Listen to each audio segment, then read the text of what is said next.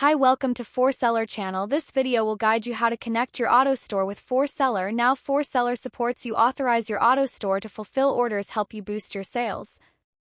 In 4Seller, there are two entrants to integrate with OTTO. Entrance 1. On the home page, you can click the More icon to enter the store authorization page. Entrance 2. Click Shop Manage in Settings, and then click the OTTO Shop icon to enter the store authorization page.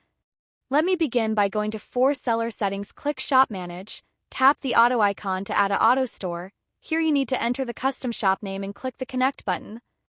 And after click Connect, we'll turn to the auto login page. Fill the auto account and password information to log in.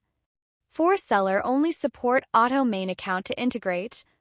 After login, please follow the below steps to complete the authorization. Once authorized successfully, the page will show the tips as below.